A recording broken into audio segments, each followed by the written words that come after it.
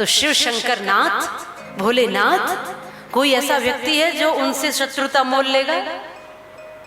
पर लिया यहां दक्ष ने। दक्ष प्रजापति ने तो उनसे शत्रुता कर ली।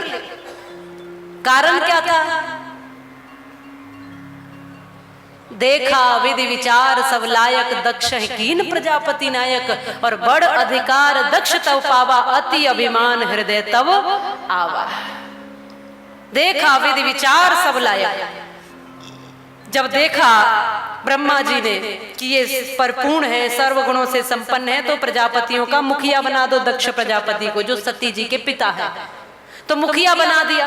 अब सभा में प्रवेश करके गया, मुखिया बनते ही जो अकड़, सभा में सीना चौड़ा करके गए, सारे देवता प्रसन्न हो गए, खड़े हो गए। भोलेनाथ किसी कारणवश नहीं खड़े हुए, जबकि उनका किसी का अपमान करने का कोई भाव नहीं था, पर कोई कारणवश न खड़े हो पाए। अब तो क्रोधित हो गया कि ये शिव खड़े नहीं हुए, इन्होंने मेरा सम्मान नहीं किया। अब मैं दिखाऊंगा, इनको अभी मेरी शक्ति का पता नहीं है, अभी परिचय नहीं है मेरे बारे में। मैं ये दिखाऊंगा कि मैं कितना बड़ा व्यक्ति हूँ। बड़ा सा विशाल यज्ञ शुरू कर दिया। विशाल यज्ञ करने का संकल्प लेता हूँ, सारे देवताओं को बुलाऊंगा पर शिव को नहीं बुलाऊंगा। ब्रह्मा जी को, विष्णु जी को, समस्त देवताओं को निमंत्रण दिया, शिव शंकर को कोई निमंत्रण नहीं, माँ सती को कोई निमंत्रण नहीं। यज्ञ शुरू हो रहा है, सब देवी देवता आ रहे हैं। माँ सती सोचती है कि मैं भी इस यज्ञ में जाती, धन्य हो जाती। मेरे पिता के यहाँ जाऊंगी, सभी सखियों से मिलूंगी, बहनों से मिलूंगी, माँ से मिलूंगी। अपना पुराना जो रिश्ता है फिर से नया हो जाएगा, बचपन की यादें ताजा हो जाएंगी। तो मायके की याद तो आती है, क्यों माता?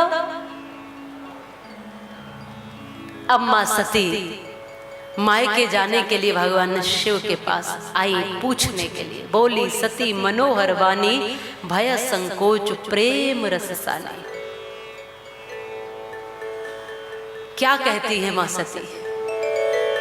प्रजापतिस्ते स्वसुरंस्य सांप्रतम, निर्यापितो यज्ञ महोत्सव किला।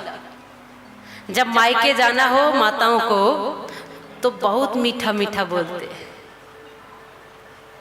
अच्छा, आप कह रहे हो कि मीठा बोलते, अगर कड़वा बोले तो भेजेंगे आप?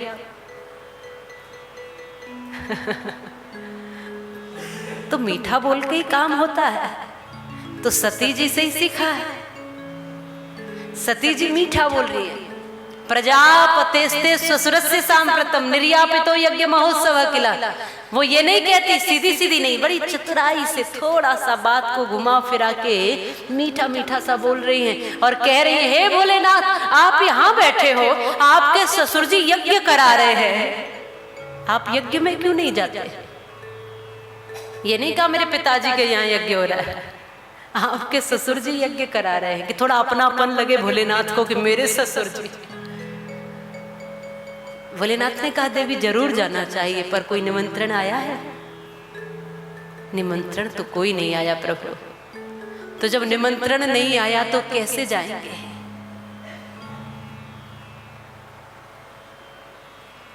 अब निमंत्रण आना ही चाहिए, बिना निमंत्रण के वहां तुम्हारा सम्मान नहीं है, क्योंकि वहां तुम्हारी आवश्यकता ही नहीं है।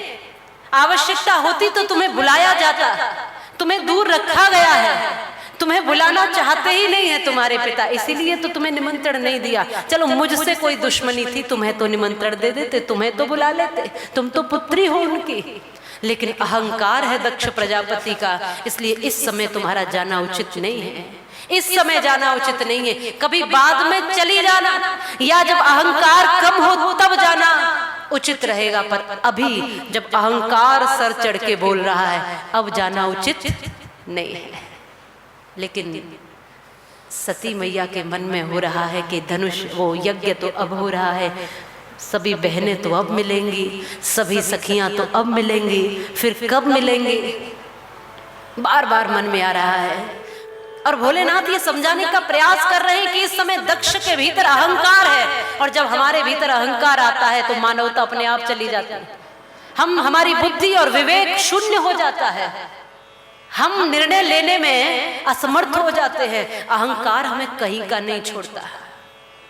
अब तुम्हारे पिता के मन में अहंकार है, देवी तुम मत जाओ, मना किया, लेकिन देवी सती फिर भी वो चली गई। भगवान ने कहा कि जैसा तुम्हारी मर्जी है।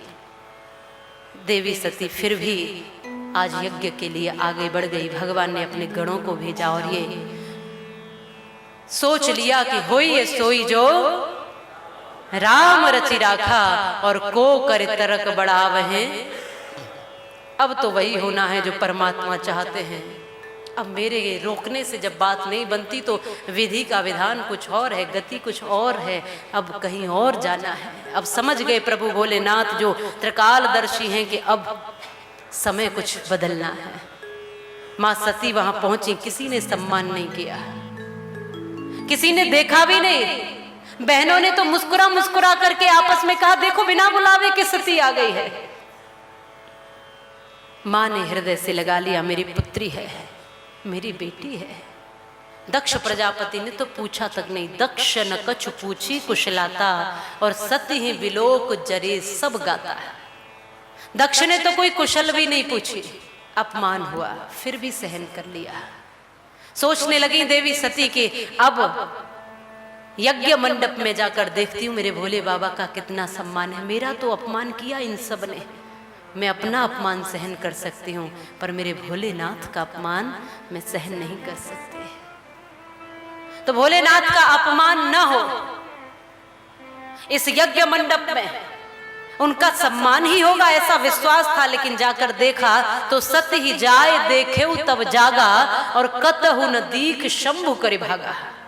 कहीं कोई भाग शिव जी का नहीं है, कोई हिस्सा शिव का नहीं है, कहीं कोई स्थान शिव का नहीं है। और जिन यज्ञों में शिव का स्थान नहीं होता वो यज्ञ सफल नहीं होते। आज क्रोध आ गया मां सती को। मैं भोलेनाथ की आज्ञा के विरुद्ध आई थी, सोचा था कि पिता है, माँ है, सब अपने ही तो है, लेकिन मेरे पति का इतना अपमान, मेरा अपमान मैंने सहन कर लिया। मैं इनकी पुत्री हूँ, लेकिन मैं अपने पति का अपमान सहन नहीं कर सकती। लाल लाल मानो अग्नि को प्रज्वलित कर लिया, नेत्रों में अग्नि योगाग्नि प्रज्वलित हो गई और माँ सती इसी अग्नि में, इसी यज्ञ मंडप में अपने आप को भस्म कर देती है। 2 मुट्ठी राख उनका शरीर हो गया। सती मरत हरि सन वर मांगा, जन्म जन्म शिव पद अनुरागा। मरते समय एक ही बात, जन्म जन्म शिव पद अनुरागा, शिव जी के चरणों की अनुगामिनी बनी रहूं।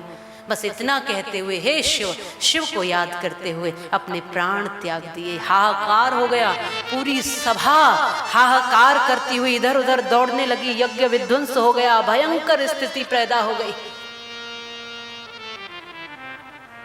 गणों ने सूचना दी, भोलेनाथ ने वीरभद्र को पठाया।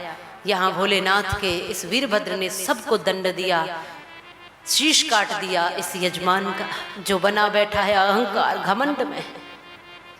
दक्ष प्रजापति का शीश धड़ से अलग कर दिया, और ऐसा शीश तो कट जाना ही ठीक है जिसमें अहंकार भरा हो। सभी देवता फिर बाद में जाकर के भगवान भोलेनाथ के आश्रय हुए हैं, उनके सानिध्य में गए हैं, भोलेनाथ के पास गए हैं और तब आग्रह किया है प्रभु यज्ञ को सफल बनाओ। तो भोलेनाथ ने यज्ञ को सफल बनाया है। स्वयं आए भी हैं क्योंकि वो दयालु हैं, करुणाकर है, वो मान जल्दी जाते हैं। यज्ञ कैसे संभव होगा, यजमान तो सर अलग है, धड़ अलग है। तो भगवान ने आज बकरे का सर लगाया है दक्ष प्रजापति को और इस यज्ञ को सफल कराया। बोलिए शंकर भगवान की।